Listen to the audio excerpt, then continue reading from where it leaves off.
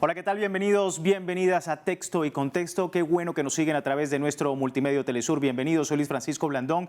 Vamos de inmediato a comenzar el tema en la semana de hoy. Quiero agradecer de antemano a todos nuestros usuarios por los comentarios que hemos recibido en nuestro programa. Hoy hablaremos de un gran tema en la actualidad, los estereotipos de la mujer.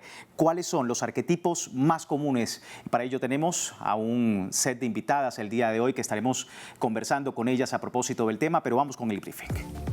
Los estereotipos de género relacionados a la mujer suelen ser ideas, atributos, roles o características que las mismas desempeñan o deberían poseer según una visión sesgada y patriarcal. Bajo una mirada preconcebida, hay patrones hostiles o aparentemente benignos que suelen ser perjudiciales, ya que atentan contra la libertad de la mujer y perpetúan las desigualdades. Por otra parte, algunos detractores señalan a ciertos feminismos que combaten los estereotipos no son más que una forma de machismo a la inversa. ¿Cuáles son los arquetipos femeninos más comunes en la actualidad? Bien, ahí estaba el briefing de nuestro programa. Vamos de inmediato con nuestras invitadas en estudio. Empiezo con Jennifer Mujica. Ella es politóloga, militante feminista y analista internacional. Jennifer, gracias por tu tiempo con nosotros y la audiencia latinoamericana.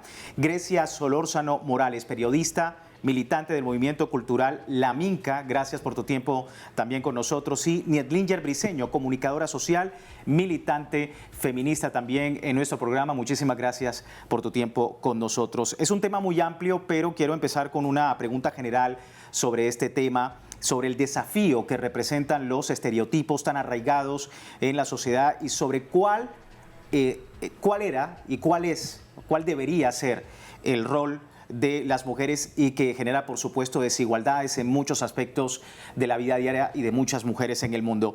¿Cómo es ese desafío en la actualidad? Jennifer, ¿cómo ves el panorama en la actualidad? Comprender los estereotipos que hay en nuestra sociedad y las grandes desigualdades nos afectan tanto a hombres como a mujeres. En primer lugar, quería aclarar eso. Sin embargo, la mujer es mucho más fuerte debido a una vulnerabilidad histórica que tenemos en cuanto a las desigualdades. Y cuando hablas de los retos que tenemos de aquí hacia adelante, yo considero que en primer lugar tenemos que hablar de la educación, tenemos que avanzar en la formación de las grandes desigualdades que hay entre ambos sexos para promover una sociedad con verdadera equidad, donde quien menos posibilidades tiene se les puedan brindar las herramientas para poder avanzar y comprendernos en una sociedad de iguales. Obviamente también pasa el tema de la cultura. Tenemos una cultura no solo en Venezuela, sino en toda Latinoamérica de carácter patriarcal debido a, años tras años donde se nos han impuesto roles específicos. Por ejemplo, pongo el del cuidado, la mujer siempre como la cuidadora del hogar, y cuando se habla de una manutención en conjunto o de cuidado en conjunto de un hijo o una hija, se habla de que el hombre es quien colabora. No, si hablemos de paternidad y maternidad responsable. Es parte del reto. Los desafíos, Nietlinger, sobre este tema de los roles, sobre todo de la mujer en la actualidad. Termina siendo pues una construcción social todo esto, ¿no? Y cultural, por supuesto. Sí. Al final nos va limitando nuestras conductas como mujer y el poder que tenemos en cuanto a actitudes para asumir la vida en general. Como dijo la compañera, bueno, nosotras sostenemos el cuidado de la vida en general. Sin embargo, nos han limitado, nos han condicionado cómo vestirnos, cómo sentarnos, cómo caminar, cómo leer. O sea, todo nos ha limitado nuestro accionar en la vida en general, en la vida cotidiana, y eso de alguna forma es una violencia pues contra nosotras las mujeres. Pero ciertamente los desafíos, yo creo que cada vez estamos como rompiendo más todas esa construcción cultural y social que nos han impuesto de alguna forma, y bueno, queda mucho por trabajar, por supuesto. Mucho por trabajar, por supuesto. Grecia, los desafíos, estereotipos en la mujer. Mira, los estereotipos vienen impuestos desde que se crea, ¿no?, la sociedad patriarcal, con esa cultura que generalmente está arraigada hoy en día en todo el mundo. Estos estereotipos se difunden son muy diversos, ¿no? Realmente, y se difunden también de maneras diferentes en cada una de las comunidades donde uno pueda convivir, ¿no? Aunque sí hay un denominador común, que es el estereotipo femenino, de que siempre era de la inferioridad de la mujer ante asumir ciertos hechos. Claro que en la actualidad esos estereotipos se están acentuando o los acentúan los medios masivos de comunicación. Cuando los estereotipos llegan desde tu hogar a través de un medio y que te quiere imponer un patrón que generalmente lo crea el gran capital.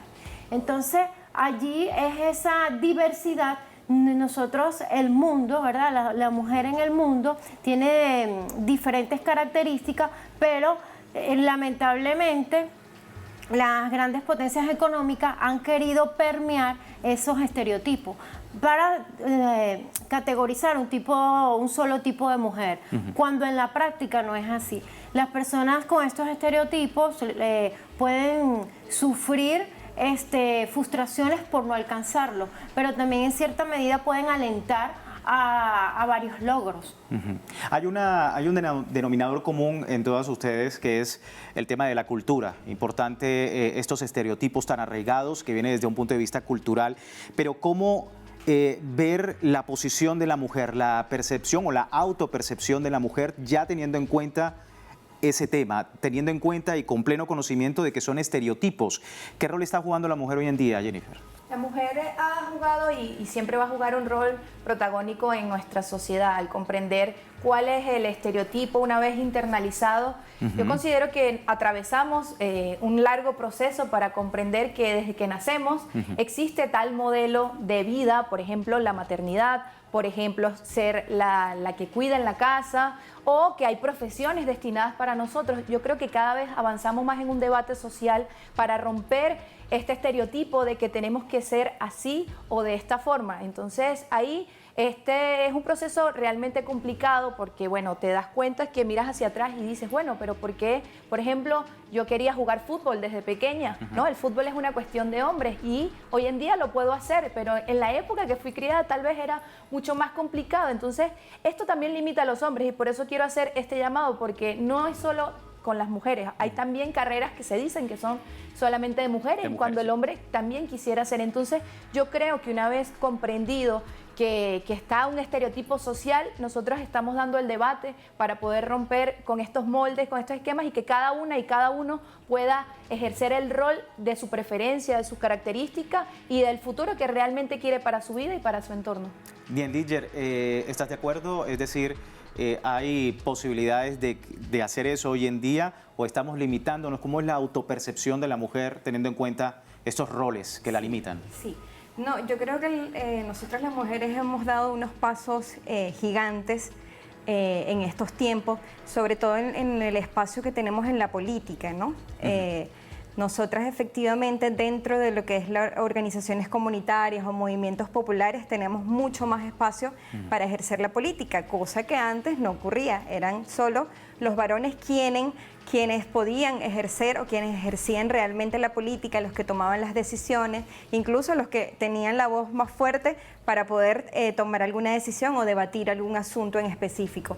Nosotras las mujeres en las comunas, sobre todo, hemos estado dando unos pasos bastante grandes, disputando de alguna forma lo que es el poder dentro de lo comunitario.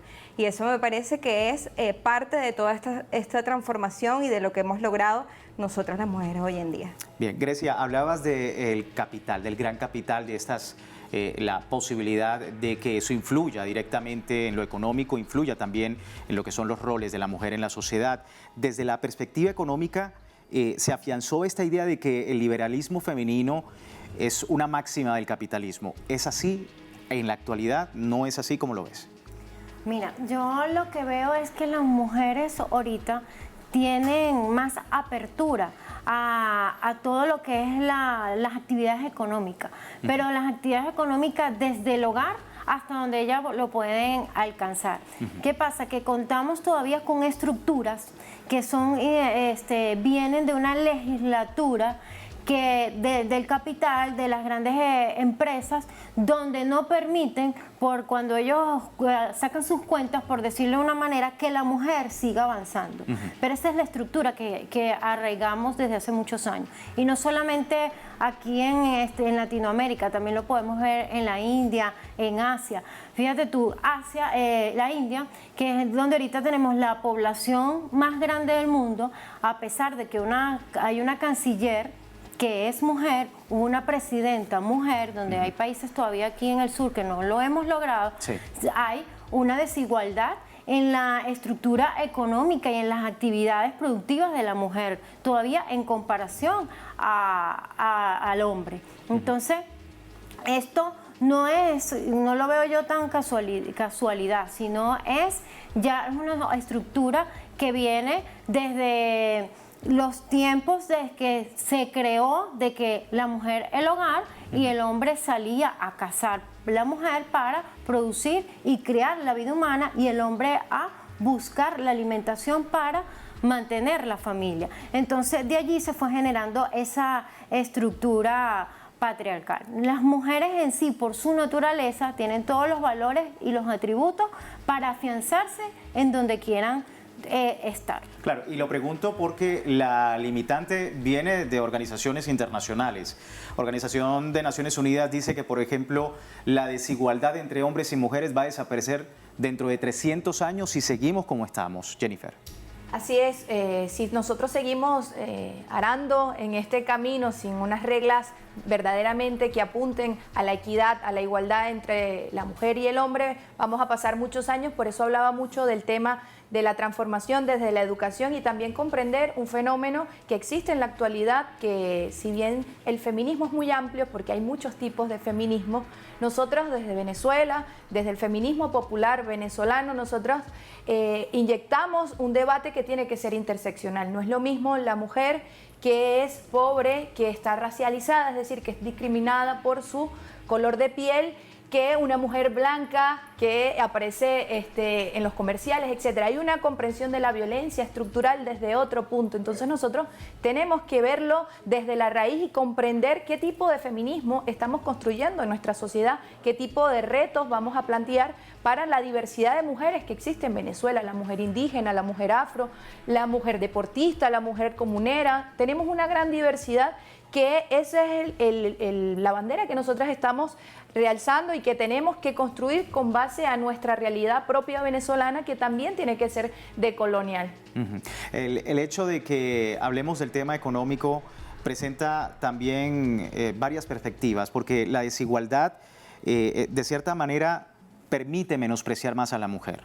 Es decir, dentro del ámbito laboral, desde el ámbito profesional, que ella tenga que sea más sencillo que el hombre pueda cosificar a la mujer, y de la cosificación a la violencia hay solo un paso, ¿no? Niendlinger, ¿qué piensas del tema? Fíjate, con relación a lo que dices, uno de los principales factores porque una mujer puede permanecer en un ciclo de violencia tiene que ver con el sustento económico.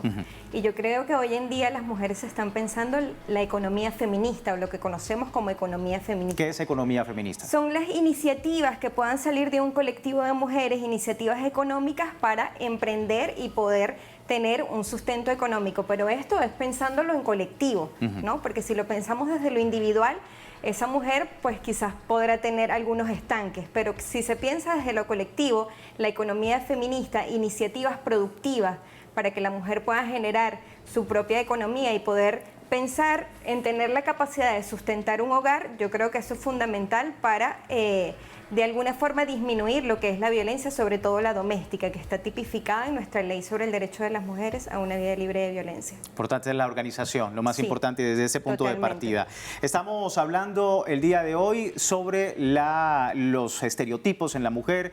¿Cuál es su opinión sobre el tema? También le invitamos a participar. Vamos a una pausa, ya regresamos.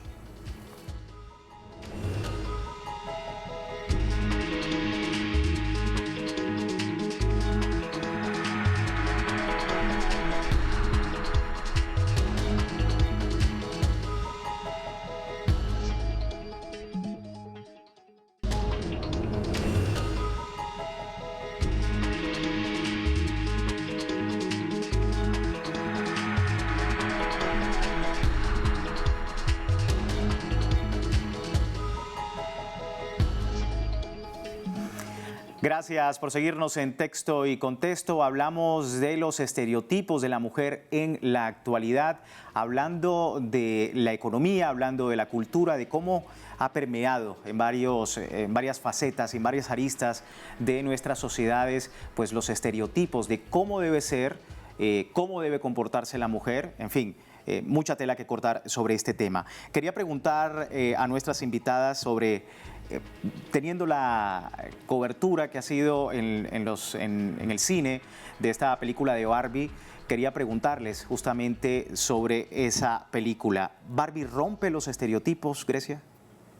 Mira, Barbie es una película que, bueno, tiene un increíble auge ahorita, porque ciertamente trabajaron muy bien lo que es el marketing, ¿no? Pero, ¿qué muestra allí la película? Cuando yo la fui a ver por la iniciativa de mis amigas, para un compartir entre mujeres, dio la apertura la película, bueno, vemos esta tradicional muñeca que se usó por lo menos mi generación, es de Barbie, de niñas en la ciudad. O sea, primero, esto te limita a un grupo de niñas también específicas que tuvieron la oportunidad de tener esa muñeca. En otro contexto es que está obviamente influenciada por una empresa que es una distribuidora internacional y sí muestra la típica ilusión que quisieron sembrar a las niñas de una estética y de una belleza específica, ¿no? La película. Pero también te da la reflexión porque hoy en día nuestras jóvenes, las niñas, no se sienten identificadas con ese muñeco porque hay una diversidad de opciones ya para tu entretenimiento. Entonces es como el contraste, ¿no? Muchas niñas hoy en día no se ven reflejadas en esa muñeca y debaten y muestran sus diferencias. Y entonces esos estereotipos te ponen a pensar y se van cayendo de esos estereotipos tradicionales de la mujer, ¿no? Si ellos intentan mostrarlo, lo muestran allí, pero hoy en día creo que el público y parte de algunos personajes que están allí en la película hacen la burla de lo que fue y de lo que puede venir también en todo este contexto femenino actual. Bien, Jennifer, ¿qué piensas de Barbie? ¿Sí se caen los estereotipos con esta película o no? Considero que Barbie invita a reflexionar y hace planteamientos en el cual se ve los grandes debates del feminismo en varios episodios de esta película. Considero que al menos introduce el tema en la sociedad en general, bien sea por moda, por cuestiones sociales, ha convocado una masividad importante en el mundo a observarla. Entonces considero que introduce debates que no toda la sociedad lo tiene, porque no toda la sociedad comprende.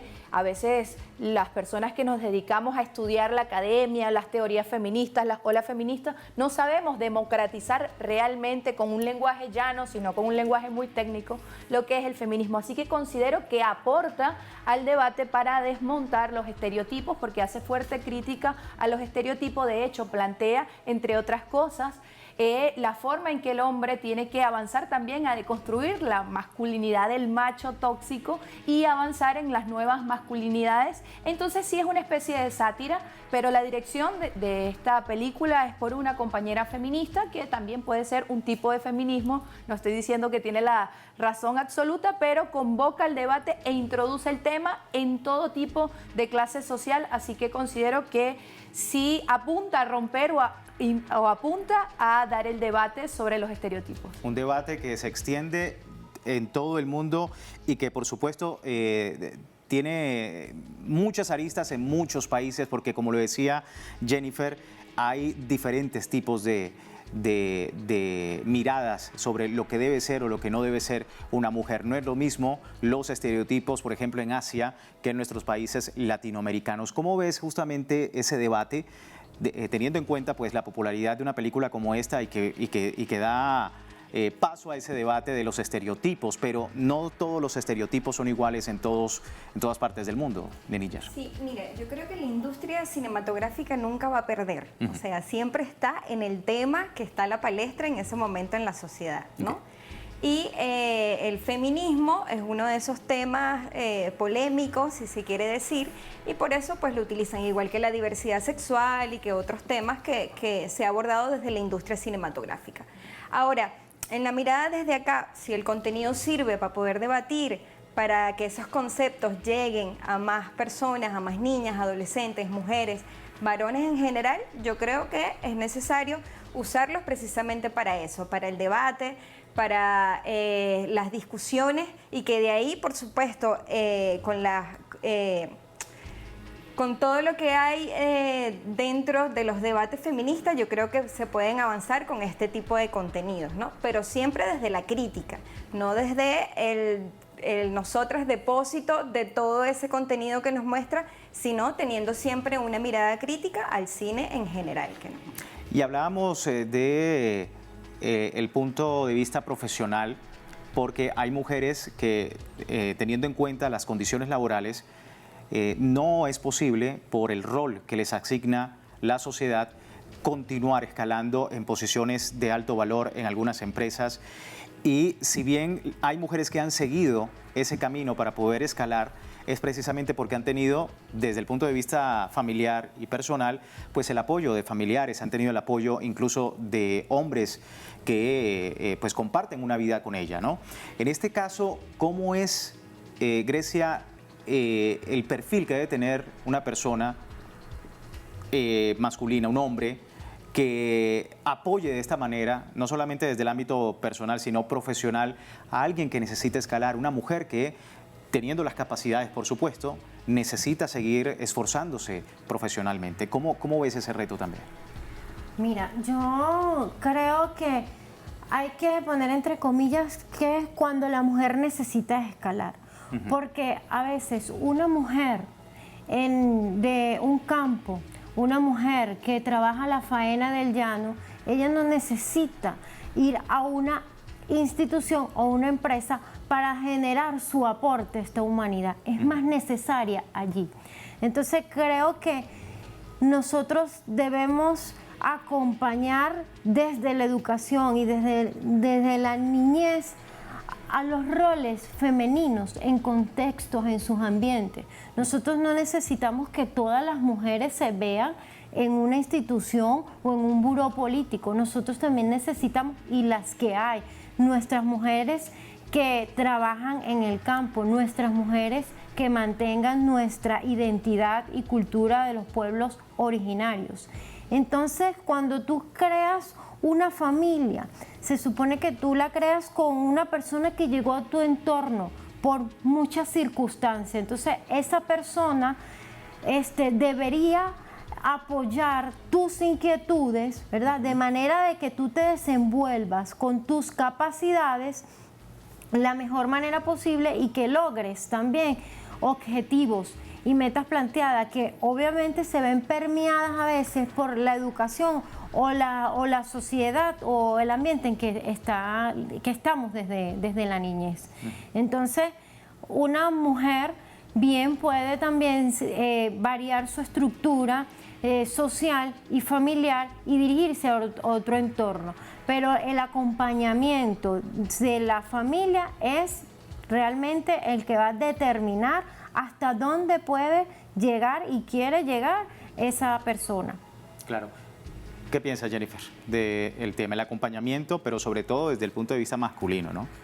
Considero que, bueno, un hombre al intentar comprender la serie de desigualdades que hay entre ambos géneros, primero tiene que permitirse escuchar cuáles son las situaciones que vive una mujer desde pequeña para comprender su privilegio. ¿A qué me refiero con su privilegio? Que bueno, que desde la niñez tiene, por ejemplo, acceso a permisos por la sociedad, donde el hombre tiene derecho a ir de fiesta cuando es adolescente, la mujer tiene que quedarse en casa porque le puede pasar algo. Obviamente también hay una condicionante social que es más probable que a una mujer le pase algo en la calle que a un hombre a altas horas de la noche. ¿Pero por qué? Porque bueno, el acoso creo que está naturalizado en nuestra sociedad hacia la mujer. Entonces, bueno, comprender que desde la crianza hay una gran desigualdad el hombre tiene que permitirse escuchar esta situación y comprender que en lo laboral y en lo económico también sucede. Si nosotros analizamos las estadísticas a nivel mundial, hay más líderes de las compañías empresariales